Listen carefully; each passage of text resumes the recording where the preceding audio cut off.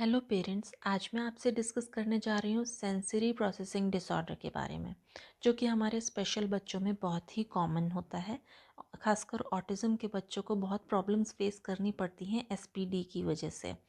तो सबसे पहले समझते हैं सेंसरी प्रोसेसिंग क्या है। सेंसरी प्रोसेसिंग को सेंसरी इंटीग्रेशन भी कहते हैं। हमारा नर्वस सिस्टम हमारे सेंसेस से इंफॉर्मेशन रिसीव करता है और ब्रेन तक पहुंचाता है।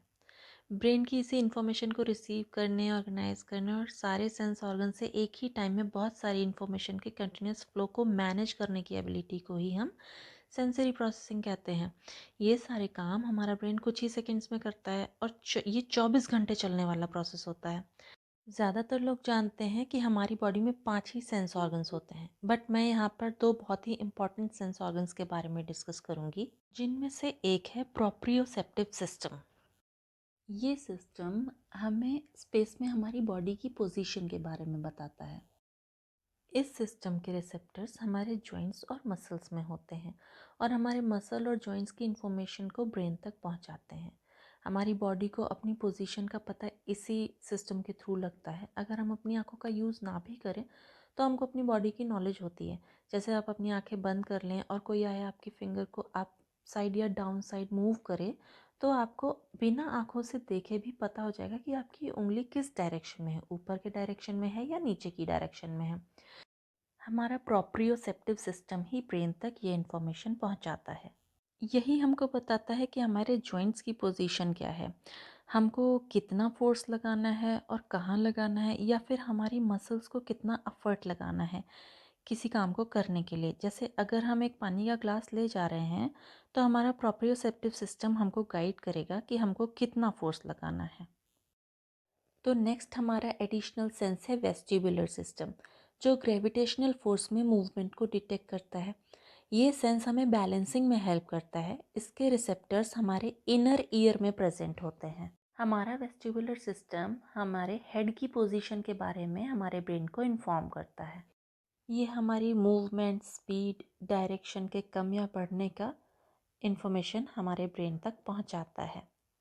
इस सिस्टम का हमारे ब्रेन से बहुत स्ट्रॉन्ग कनेक्शन होता है। इसे सबसे बड़ा इन्फ्लुएंसेस सेंसरी सिस्टम कहते हैं। ये हमारी डेली की एक्टिविटी पर बहुत ज़बरदस्त असर दिखाता है। हमारा वेस्टिबुलर सिस्टम लगभग सभी चीज़ों को या सभी कामों को कंट्रोल करता है। ये हमारे ब्रेन का ऐसा सिस्टम है जो सारी इन्फॉर्मेशन को दूसरे ऑर्गन से रिसीव करके, ऑर्गेनाइज करके, सबको एक करके मॉडिफाइड करता है। या इसे ट्रैफिक पुलिस की तरह कह सकते हैं, ये ट्रैफिक पुलिस की तरह काम करता है। हर सेंसेशन को बताता है और उस सेंस को कहाँ और कब जाना चाहिए और कब रुकना चाहिए, ये भी रेगुलेट करता है। ये सिस्टम पूरे नर्वस सिस्टम में सबसे इम्पॉर्टेंट है। ये वेस्टिबुलर सिस्टम फिजिकल फंक्शनिंग को भी इफ़ेक्ट करता है, जैसे posture balance, movement coordination, attention, impulsivity and behaviour. ये हमें फीलिंग्स और गाइडलाइन देने के लिए भी दूसरे सिस्टम्स के साथ मिलकर काम करता है। हमारी आंखों में जो छोटी छोटी मसल्स होती हैं, ये उन्हें भी इफ़ेक्ट करता है, जिससे हमारा आई हैंड कोऑर्डिनेशन प्रॉपर होता है और इससे हमारी रीडिंग में भी हेल्प होती है। हाँ, तो नेक्स्ट पेज है सेंसरी प्रोसेसिंग डिसऑर्डर। आइए अब समझते हैं सेंसरी प्रोसेसिंग डिसऑर्डर होता क्या है। कभी कभी क्या होता है, इन्वायरमेंट या अपनी बॉडी से जो हमें सिग्नल्स मिलते हैं, जो सेंसरी मैसेजेस मिलते हैं, वो मिक्सअप हो जाते हैं, जिससे मैसेजेस अच्छे से डिटेक्ट नहीं हो पाते। या समझिए जैसे कटे फटे मैसेजेस मिलने जैसा। या फिर कोई पेपर जिस पर कोई मैसेज लिखा तो है बट उस पे ऊपर कहीं कहीं पानी गिर गया है तो वो पढ़ने में नहीं आ रहा। इसे हम बच्चे के बिहेवियर में भी देख सकते हैं। ये न्यूरोलॉजिकल ट्रैफिक जैम जैसा होता है।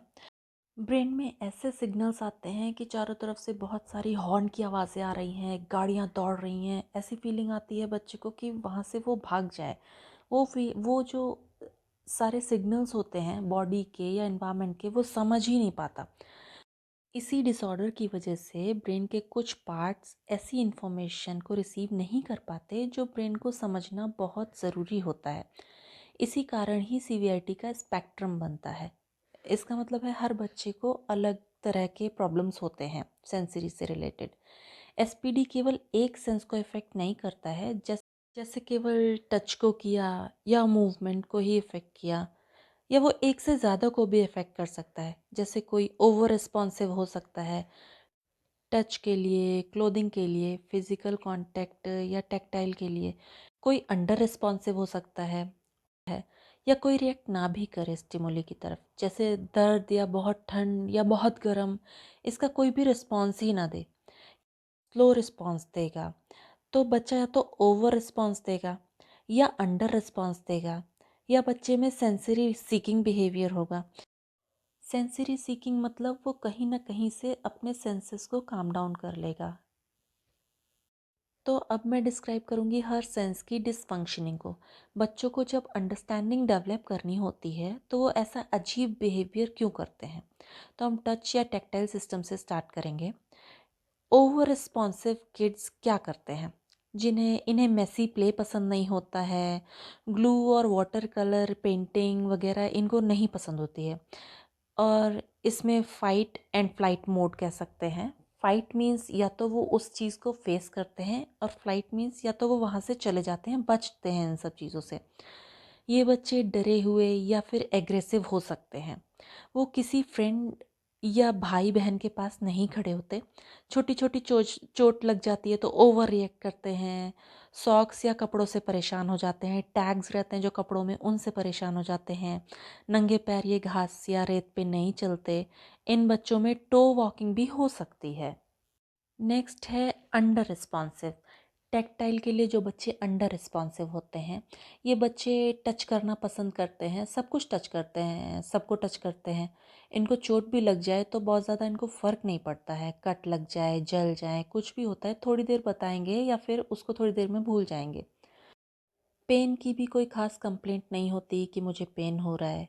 ये बच्चे मुंह में चीज़ें डालना पसंद करते हैं, कभी कभी दूसरे बच्चों को भी हर्ट कर सकते हैं। ज़रूरी नहीं है कि ये सारे साइंस जो हैं वो एक ही बच्चे में हों। इनमें एक या दो भी हो सकते हैं, या सारे एक ही बच्चे में हो सकते हैं। ये बच्चे मैसी प्ले एंजॉय करते हैं, कलर्स के साथ खेलना इन्हें बहुत अच्छा लगता है। सूजी मिट्टी खेलना, पानी खेलना बहुत पसंद होता है। ये कभी कभी सेल्फ एब्यूजिव भी हो सकते हैं, जैसे कुछ बच्चों को अपना ही हेड बैंग करना अच्छा लगता है, हेड बैंगिंग करते रहते हैं वो। नेक्स्ट साइंस की तरफ मूव करते हैं, जो ऑडिटरी डिसफंक्शनिंग है। ये इसमें बच्चे जो ओवर ओवर रिस्पॉन्सिव किड्स होते हैं वो फ्लश के साउंड से डरते हैं, या किसी भी साउंड से डरते हैं, जैसे वैक्यूम क्लीनर है, हेयर ड्रायर है, डॉग बार्किंग है, कार या हॉर्न, बाइक के हॉर्न से भी डरते हैं बच्चे। ऐसी कंडीशन में या ये तो वहाँ से भाग जाते हैं, या बहुत ज़्यादा रोने लगते हैं, या अपने कानों को बहुत कस के, हाथ दोनों कानों पे रख के बहुत कस के उन्हें दबा लेते हैं। यहाँ पे भी इनका फाइट एंड फ्लाइट रिएक्शन होता है। वो कभी कभी मूवी वगैरह जाने से भी डरते हैं, परेड में या कॉन्सर्ट वगैरह में जाने से इन्हें बहुत डर लगता है, क्योंकि वहाँ पे बहुत शोर होता है। ये बच्चे बैकग्राउंड साउंड से भी डिस्ट्रैक्ट हो जाते हैं, जो हम लोग कभी नोटिस भी नहीं करते। जैसे एसी की आवाज़ है, हम लोग को एसी की आवाज़ सुनाई भी नहीं देती, बट इन लोगों को एसी की आवाज़ भी बहुत तेज़ कभी कभी सुनाई देती है, तो ये लोग डिस्ट्रैक्ट हो जाते हैं। तो नेक्स्ट है ऑडिटरी डिसफंक्शनिंग। इसमें अंडर रिस्पॉन्सिव जो बच्चे होते हैं ये अपने नाम का रिस्पॉन्स नहीं करते। ये कई तरह की आवाज़ें भी निकालते हैं, बट जो कि किसी को हार्म नहीं करती हैं। ये खुद ही इनपुट लेते हैं अपनी आवाज़ निकाल के। इनको डायरेक्शन या कमांड देने के बाद आपको कई बार रिपीट करना पड़ता है। ये लाउड म्यूज़िक और टीवी पसंद करते हैं, बहुत खुश होते हैं। इनसे जो कहा जाता है उसको समझने और याद रखने में इन्हें बहुत प्रॉब्लम होती है। या आसपास होने वाली जो घटनाएं रहती हैं उनसे बेखबर रहते हैं, कभी कभी खुद से ही बातें करते रहते हैं, जिसे कहते हैं सेल्फ टॉक। नेक्स्ट है वेस्टिबुलर सिस्टम डिसफंक्शन। ये सिस्टम पावर हाउस सिस्टम है। इसमें ओवर रिस्पॉन्सिव जो किड्स होते हैं वो प्लेग्राउंड या पार्क में जाना पसंद नहीं करते। इवन ये पैर भी ज़मीन से उठाने में बहुत डरते हैं। इनको हेड भी नीचे करने में बहुत डर लगता है। ये सीढ़ी भी चढ़ेंगे तो उसको पकड़ पकड़ के ही चढ़ेंगे, बहुत डरते हुए।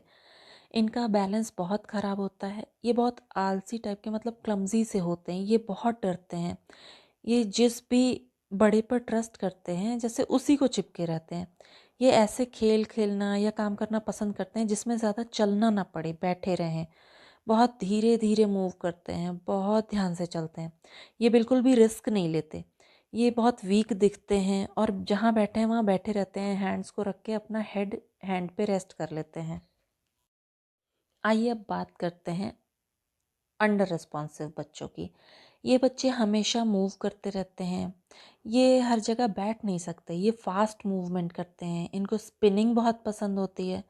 ये फर्नीचर पे चढ़ते हैं, टेबल पे, सोफ़े पे, और फिर वहाँ से नीचे जंप करते हैं, बॉडी को स्पिन करते रहते हैं। इनको उल्टा लटकना बहुत पसंद होता है, मतलब सोफ़े पे बैठे हैं या बेड पे बैठे हैं तो हेड डाउन कर रखेंगे और लेग्स को बेड या सोफ़े पे रखेंगे। और उसके बाद ये वॉक करने की जगह ये जंप करते हुए, हॉपिंग करते हुए या रन करते हुए चलते हैं। ये रिस्क टेकर होते हैं ना, इनको बहुत हाई स्विंग करना पसंद होता है, बहुत ऊंचा स्विंग करते हैं। आइए अब बात करते हैं प्रोप्रियोसेप्टिव सिस्टम डिसफंक्शन की। हमारी बॉडी के बारे में ये सिस्टम ही हमें जानकारी देता है। ये हमें हमारे इन्वायरमेंट के बारे में बताता है, फंक्शनिंग के बारे में नॉलेज देता है। इस सिस्टम की डिसफंक्शनिंग में सेंसरी सीकिंग बिहेवियर हो सकता है, जैसे ऊपर से नीचे कूदना, बम्प करना बॉल की तरह, ऊपर चढ़ना, गिरना या जंप करना, ऑब्जेक्ट्स को पुल करना, पुश करना, खींचना, इनको पसंद होता है। ये दूसरे बच्चों को हिट भी कर सकते हैं, पुश भी कर सकते हैं, पिंचिंग कर सकते हैं। इनका वैसा कोई इंटेंशन नहीं होता, बट बस ये सीख कर रहे हैं सेंसरी। इनके हाथ में जो भी कुछ आता है, जैसे पेंसिल, शर्ट, स्ट्रॉ, कुछ भी आता है, ये उसे चबाने लगते हैं। इनको ब्लैंकेट में रैप होना बहुत पसंद होता है। प्रोप्रियोसेप्टिव सिस्टम की डिसफंक्शनिंग हमारी बॉडी अवेयरनेस को भी अफेक्ट करती है। जैसे हम हमारे इन्वायरमेंट में कैसा फील कर रहे हैं, हमको दूसरों के साथ कैसे इंटरेक्ट करना है। ये बच्चे बहुत जल्दी फ्रस्ट्रेट हो जाते हैं। ये राइटिंग या कलरिंग करते टाइम कभी कभी बहुत ज़्यादा या बहुत कम फोर्स यूज़ करते हैं। ये अपने भाई बहन या पेट के साथ भी बहुत रफली प्ले करते हैं। इन्हें फोर्स का अमाउंट तय करने में बहुत प्रॉब्लम फेस करनी होती है कि मुझे किस ऑब्जेक्ट को पकड़ने में कितना फोर्स यूज़ करना है। तो कभी कभी ये टॉयज़ या चीज़ों को तोड़ भी देते हैं, या राइटिंग करते टाइम इतना फोर्स लगा देंगे कि पेंसिल ही टूट जाएगी या पेपर फट जाएगा। आइए अब देखते हैं सेंसरी डिसफंक्शनिंग का इन पे सोशली और इमोशनली कैसा इफ़ेक्ट होता है।